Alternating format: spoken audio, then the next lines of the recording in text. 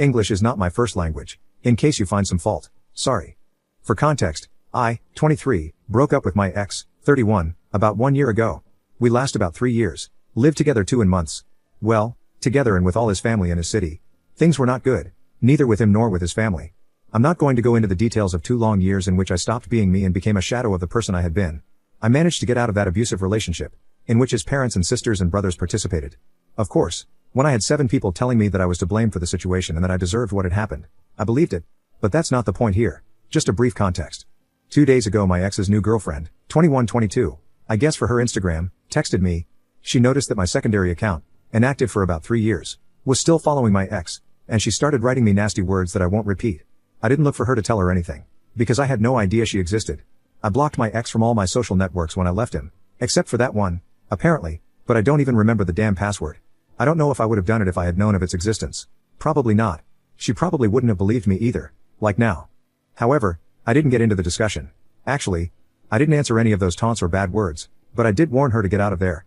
I don't know what story they told about me, but I don't care too much either. At this point, I'm just grateful that I was able to get out there and be free of all of that.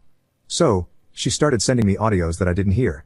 I simply repeated to her that, for her sake, she should get out of that relationship in which everything now seemed wonderful, before she found herself working to give them all her money, also doing all the housework and taking care of my ex, his father and his brothers because they are men. I also warned her not to buy my ex's good mask. He's not a nice guy, he knows how to lie, he knows how to manipulate, he knows how to make your life hell while keeping you tied to him. I warned her of that he would become abusive. I feel like she didn't want to read anything I had to tell her, but I hope that at some point my words will click in her head. For her sake, I hope so. Now, my best friend was with me when this happened. We'll call her Betty, for her anonymity and all that stuff. We were meeting another friend and they didn't say anything at first, more focused on their coffee and gossip, until I reported that I had warned the new girlfriend and Betty seemed annoyed and told me I shouldn't have warned her. Betty seemed to even defend him this time. Betty knows the whole story, so I was surprised and asked her why, but she just started saying that I had to learn to forgive and let go. I was a bit shocked, but my other friend agreed with her. Since then Betty has not spoken to me. I'm confused about that attitude because she was there to pick me up every time I was broken. She knows how it affected me and how it still affects me to this day. But she then came out with the forgive and forget shit. She even went so far as to say that she could have broken off my ex-new relationship. Through my other friend I received the information that Betty had said that I was resentful, that I only said all that because I still loved my ex. I asked Betty directly for an explanation, but she completely ignored me. I don't understand. We have been friends since we were little. She was there when I managed to get out of that relationship. She herself helped me open my eyes. It had never been like this before. I don't know if I really did the wrong thing by warning my ex's new girlfriend, or if it's something else. I don't understand. I don't understand why she defends him now. I don't understand why she says those things. I don't know why she ignores me. I don't know if I can forgive her for this either. I don't know what to do. Does anyone have any idea why she took that attitude? Did I really do so wrong by advising my ex's girlfriend? Update: my ex's girlfriend texted me. I warned her about my ex and I lost my best friend for that. I need to get this out of the inside because not only do I feel anger, but I feel like I'm going back again because of Betty's effing whims. I feel the faults. Again, English is not my first language and I am also nervous. Some asked me to update. They wrote to me privately asking me what finally happened, and even though I don't know if this counts as an update because I'm venting more than updating, I'll just leave it here. For those who don't know, I posted a post asking for help because I didn't understand my best friend's reaction when I told my ex's girlfriend to stay away from him. Not even a day passed. I found out they were having sex and that's why she defended him. Now, things got screwed up here. She started constantly trying to contact me, so I blocked her from all sides. She came to my family's house. I decided to stay there that night. I needed my mom and my mom yelled at her to leave or she would call the police. Betty even made it to Reddit. Once someone I know who, Jay, and you gonna pay me a beer, found the post and started passing it through our friends and started replying to messages. I'm summarizing it too much and it may not make sense, but between one thing and another, I don't even know at what point it all went so shitty. Betty's boyfriend eventually found out, but not through Reddit. Betty told him a slightly suspicious story about why we had argued, but he took the opportunity at some point to check her cell phone. He explained to me that he had only needed an excuse to do it. Because he suspected an affair. Because he knew that Betty was lying to him. Because he himself has accepted that he needed to leave her after trying to deal with her for so long. I know Betty doesn't have the most straightforward character, but I thought all the good things outweighed that. He found out about everything and wrote to me. I wasn't really interested in the Betty drama and her breakup, but he, now ex, had also read messages about me between them. And I feel that I can understand why you would sleep with him if you were a piece of shit without morals, but I don't understand why the hell you would pass him pictures of me. You would talk to him about how I'm doing, about what I do. I couldn't continue reading the conversation, because I really felt sick. I have tried to get away from him in every way, blocking him, cutting mutual friends out of my life, changing phone number. I even cut and dyed my damn hair for good measure. And she just threw all of that away. Finally yesterday, when I got home from work and decided I deserved a nice bottle of wine, red of course, she came to my house. She started screaming, crying, banging on the door. I told her to go away or I would call the police because I didn't want to hear anything she had to say to me. She ignored it, so I called the police. And my mom, of course. She kept yelling that if she ignored her, she would make me listen the hard way. She said that I deserved what she had done to me, that I was ruining her life, that I had to forgive her. And so, for me, she dug her own grave. Okay, I can pass on some empty threats. I can even deal with the fact that now I feel insecure again, knowing that my ex can find me. I can be okay with all of that. I'll survive, I always have. But she then blamed me. She told me, in front of the police and my mom, that I deserved what my ex had done. She said that it was my damn fault because surely I had done something wrong, that there was most likely something wrong with me, that he with her was not like that he even cried for me when she showed him my photos. And I know it might can sound silly, I really do, but after spending so much time in therapy, blaming myself, feeling inadequate, feeling like something was wrong with me, feeling like no one would ever love me because I felt dirty and damaged, that was the thing worse than she could have said. And she knew it. Because she knew how I had felt. And she knew that was taking a knife and stabbing again into a closing wound. So fuck it, Betty. I can't give details right now, but I just got out of the police station. I'm waiting for the complaint to be processed because I don't want to get involved in legal matters here. I don't know if could affect it in any way. I'm extremely lucky to have witnesses, support and the love of my family and friends. I'm hiring a good lawyer too. Well, my unrecognized and non-biological dad is doing its stepfather. He works in justice too, so he knows a lot more about all this than I do. I just wanted to get it off my chest before I went to work. I have that from here a long, hard and mentally exhausting process is going to start, because my ex is also involved. I would have left things as they were, but I feel like I can't just live taking other people's shit anymore. Maybe that was the message I gave at that moment, that he could step on me whenever he wanted without any consequences. But mess with my best friend to keep harassing me? Nope. No more. That was the last straw that made the damn glass explode. Fuck you too. If Jay passes the post again, and comes to you again, I really want to say that I hope you two have a hard time. And that you really feel something of what I felt these days. You said that I would end up forgiving and forgetting, for being too good. There is no forgive and forget here.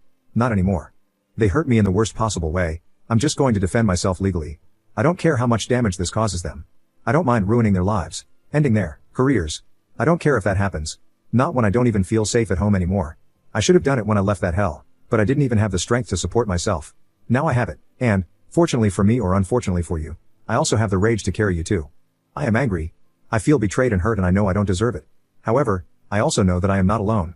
I know it's going to be hard, but I go to therapy. I have an amazing family and friends who didn't hesitate to send Betty to hell. Despite everything, I'm fine. I'll be fine. As long as I have myself, I know I will be. And you guys, thanks for the private messages, for the comments and all the concern. Thank you for distracting my mind these days too, for the advice, the good messages of support. It really warmed my heart. I'm going to go to work, but my heart is racing and many things are on my mind. I just hope I can say it's all over soon, although the judicial processes will take time. Much love and health to all. Blackheart. Edit, I didn't said here, but my ex was an abuser. Not going to spread the details. Final update. First, I want to clarify a couple of things that were repeated by message. If I have such a wonderful family, why didn't they help me get out of there? Because they didn't know. Mom was hysterical by the end, ready to take a 2-day drive to find out why the hell I ignored most calls or why I didn't come home for vacation. I only came home for 2 weeks, alone, and it was very early in the relationship. I don't know if I mentioned it at any point, but Mom calls me Mrs. Independent for a reason. Asking for help wasn't something I normally did, but I'm learning how to do it. Why did Reddit delete your last update? It did not. I deleted it. My lawyer recommended that I do it due to the legal processes that were taking place, so I deleted the last one and decided to wait. Now to the latest update. And honestly the end of all this crap. My grandmother wanted to be grandmother of the year and she adopted Betty, not literally, so they lived happily together. I don't remember who commented that misery loves company, but that's right. I have not had contact with Betty or my grandmother, only what my mother has told me the few times she has spoken with them. Asked for the update. Betty decided not to go through with the pregnancy once her parents got in the way. I know she was taken away a couple of days ago, finally, and my grandmother is trying to talk to me again, but honestly I'm too emotionally drained to deal with her right now. As for the rest, everything has been as good as it could be knowing that my ex knew, from Betty, where I live, where I work, what my hours are, what I look like now. I've been, despite therapy, effing paranoid. I think I was right not to go into too much detail at the time, but I was also asked about the abuse I mentioned. I don't want to delve into that now. I've managed to sleep, thanks diazepam, for 9 straight and full hours and I feel fairly good enough not to want to spoil it. I managed to flee that house with nothing more than what was necessary and my life hanging by a thread. All my things were burned, clothes, my computer, my books, the few family photos that I had taken with me, But mom says that more was lost in the war in Cuba and that none of that matters. The only thing that matters is that I'm safe, at home, with her, is right. And not a day goes by that I don't regret not calling her when I was in trouble. But that's okay, because the therapy is helping me a lot to forgive myself. It's been long and there are days when I still feel an almost irrational hatred towards myself. But as my therapist says, one step at a time. Now, I'm only updating for one reason. It's all over. My ex was found dead of a cocaine overdose on Thursday. Whether I'm a bad person or not, I feel that now I can breathe in peace. I just feel relief, pure relief. I feel like there is no more walking around constantly looking over my shoulder. No more turning in the stomach for hearing the doorbell of my house. No more fear. I can't feel anything negative about his death. Just relief. And it's completely fine. Because in fact yes, it absolutely relieves me. I can only thank life over and over again because everything is over. It's over. My gosh. I can't even describe the feeling I get writing this. It's been a time of absolute rubbish. Ever since this all started. I can't begin to explain all the shit I felt. The shit they made me feel. The shit they directly did to me. But it's over. He is no more. My ex's mother has tried to contact me about attending the funeral. Hint, no. She apologized to me for what she allowed them to do to me and for what she herself did to me. I texted her saying that I didn't accept her apology. That I didn't want her in my life. And that I never wanted to hear from her again. I loved her so much at the time. When shit was hitting us both. But she decided to turn on me near the end. Her crush almost cost me my life. I don't want any more of that. I blocked her too. All I have for them is a fuck you all in hell. The future me probably has to deal with the feelings of anger that they cause me, but right now I just want to keep healing myself, focus on my family and my work, my studies. Yes, mom and stepdad gave me a fund so I could go back to school, as motivation for how proud they are of me, and they didn't take crap about not wanting to be a financial burden on them, and on my friends. Unfortunately I have been missing Betty. No, I'm not going to have any kind of contact with her again, but she was my friend for years. It was practically my sister. Her betrayal and losing her hurt a lot, more than any breakup. Despite the harassment charges, necessary if I was going to get a restraining order to stop her coming to my door crying and yelling, I think I'm going to drop them. They no longer make any sense. She went to her hometown with her parents and the real culprit is dead. There is no more fighting here. And gosh, I'm glad I don't have to keep fighting over any of this. Bloody relief washes over me every time I think it's over. Because, God, it's over. I'm going back to being me. I am trusting myself again, laughing out loud and allowing myself to meet new people. I am rebuilding myself one step at a time, one day at a time. And I am so proud of the person I am becoming again. I missed me a lot. 2S. Damn it. My partner in crime. The great golden retriever that my first post brought into my life. Someone who with his beautiful soul became a real friend to me. Thank you. Thanks for being here. Thanks for having one of the most loving hearts I've ever known. Thanks for making me laugh. Thank you also for teaching me to improve my English, even though I'm back to using the translator. Core too much. 2A. I've never met anyone quite like you. My book Dragon. Reading a story similar to mine made me feel less alone. Thank you for supporting me and for the encouragement. Thanks for being you. The world needs more good-hearted idiots like you. If I get something good out of all of this, must have the people who accidentally slipped into my day-to-day, like you. Thanks. To all those who wrote to me during this time, who cared, who told me about their experiences, who took the time to give me their opinion or offer me their points of view, to everyone who sent me photos of their pets, thank you very much. There were many messages and I appreciated each one of them. I don't think I can ever thank Reddit enough for all the support and well wishes. So this is the end I guess. Hope so. I wish all of you a life full of love and health. My best wishes are with you. Bless your soul. Blackheart. Update. I've never been good at titles but I want to get it out. So here it goes. It is much easier to write on the internet, knowing that you are anonymous to most people, than it is to vent to the people around you. When I asked for advice because I thought I had screwed up with my sister, I never thought it would go to these lengths. I never thought that everything I would do would be out of stupid jealousy. I guess I learned my lesson here though. Be careful who you put your trust in. Some people will just pick it up, step on it, and then blame you for it. I know in my final update I said I was better. Everyone believed that I was doing well, but the truth is that I was not. When I was 14 years old I tried to commit suicide for the first time. I was dealing with a pretty bad depression and I didn't know how to ask for help. I always felt that I had to deal with my problems alone, that I was strong enough to get by completely alone and in silence, but the truth is that it was not like that. And when I felt the same way again, I was scared, because I knew exactly what it meant. I didn't want to admit to myself that I was completely down and kept pretending I was fine in front of everyone. I went to therapy. I knew the importance of speaking. And yet the fear of admitting to myself why I was feeling what I was feeling completely paralyzed me. I would force myself so hard to get out of bed, to keep going to work, to even have a conversation with someone. It was so hard to do it, but I did it, because it was either that or really accept what had happened. And I was afraid to do it. And then I just couldn't take it anymore. I am grateful, now, that they found me in time. My cat saved my life, meowing as loud as she could and scratching at my door, loud enough for my neighbor to worry. Thanks to the paper walls, I guess. But, if I have gotten something out of this, it is that I have had to talk, to tell what really happened in that place, my personal hell. I never thought people could be so mean. But I guess I was naive. Many have asked why I ran away, why my ex tried to kill me, what exactly happened. I trusted my ex's mother with my life. Until one day she said that she was in love with me. I tried to pull away, but it didn't work.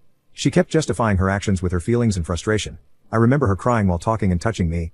I never thought a woman could do this to me, but then again, I was too naive. When my ex found out, because she told him, justifying that I had provoked her, he went crazy. I had nightmares for months with those eyes full of rage and disgust staring back at me as he strangled me. I don't know at what exact point I stopped fighting. I just know that I ended up passing out. When I opened my eyes and realized what had happened, I could no longer justify the situation in my head. I grabbed my bag as fast as I could and in my pajamas I ran out. I got on the first train to my city and I can only look at people's faces when they see me. Imagine what the hell they were thinking. I didn't even care one bit. I wasn't thinking about anything but home. Home. Home. I remember calling my mom when I was arriving at the station. I remember her face when she saw me. How she cried when she saw the bruises on my neck. Putting my mom through that was a very hard blow. We told everyone that I had decided to come on vacation and that I finally stayed because I had found a job. I didn't want to assume the amount of things that had happened and enough to tell my mom a small part of the story. I started therapy, although I wasn't able to fully open up either. And little by little I was forcing myself to go back to being the person I had been before so they would stop worrying. I wanted mom to stop worrying. Most of all, I wanted her to stop feeling guilty for assuming my lack of contact was due to being Miss Independent. Things inside my mind only got worse, but I conveniently concealed them. Until I blew up, I guess. As much as I would like to go back to being the person I was before, I can't be anymore, because circumstances change you. My attempt to chase the person I was at the age of 19 made me feel even worse, because I couldn't be anymore. Little by little I stopped enjoying everything that made me happy. I closed myself in a bubble and simply let life happen. I guess I'm still not quite clear on who the hell I am, but I'm in the process. Little by little, but the first step has been to accept the totality of what happened, to talk about it, to admit it to myself. I was mistreated, beaten, raped, abused, betrayed and blamed for all of it. And accepting it cost me more than a year and a suicide attempt, but the reality is what it is. Running away from it is impossible. And it was when I woke up in the hospital that I realized I didn't want to. What really scared me was what my family was going to think of me, but when they found out, I only received love, support, understanding. I received anger, too, but not towards me, but towards what they did to me. I will never be able to put words to the relief I felt when it all finally came out. It was like the big rock on my back suddenly disappeared. My new therapist, along with the old one, are doing a good job. I will be eternally grateful to them, because I have been very lucky with them. Yesterday they called me because we didn't have a session. It was my first day out of the hospital. I'll be back tonight, but it's been fun despite Sheila. I had burritos for dinner. We escaped at 3 in the morning to buy a McFlurry and today we are going to go buy some things for my new or old, depending on how you look at it, room at my mom's house. I have hugged my cat almost all the time. I missed her a lot. I didn't want to post this here. I thought the latest update would suffice, but I guess things change. I am, now yes, healing. The person I'm becoming is a little less bright than I was, but I like it, less dumb, less naive, a little more suspicious, but still me in a way. I have met people within the hospital with difficult histories who continue to have hearts of gold, regardless of everything. Somehow, I'm still having a good time there. 4 nights ago my roommates and I escaped to the roof, and although we got caught and punished for it, we had a good time looking at the moon. I have returned to enjoying the little things. I have returned to drawing with enthusiasm, without forcing myself to do it. I have enjoyed meals again. I have been able to sleep again without many nightmares or the need for pills. In general, although things are not entirely good, they are fairly on track to be. I know this post is going to circulate among my friends and that some are going to ask me why the hell I kept all this quiet, but that's okay. I'm no longer ashamed of what happened, because it's not my fault, even though I still feel that way sometimes. I am in the process of forgiving myself, looking forward and becoming much stronger. It sounds very nice when you read it, but it is not so nice when you live it. It takes time, crying, days where you seem to regress, moments of sheer despair over the feelings you have. But it's okay, I guess. And I'm going to be fine too because I always end up being fine. I don't know if I will post again in the future, but for now this is all I have to say. If this helps someone, as it is helping me to write it, assume it and talk about it, I'm glad then. I guess all this text is just to say that it's okay to not be okay. And I'm not, but at some point I will be again. As always, life never stops for anyone.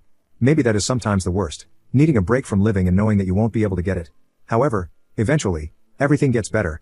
I have my hope in that, in the healing process, in my effort and in continuing to fight. I don't know at what point I went from living to surviving, but I want to go back to living again. And according to my therapist, wanting is the first step. I pray that I can look back one day without the memory causing me pain, but time to time. I just wanted to thank you again for the messages, for the nice words, the encouragement, and above all for the beautiful people here. God knows how much I have appreciated each message and response loaded with love and good intentions. Now, actually, I'm going to have a coffee before I go shopping for emerald green sheets for when I get back to my mom's.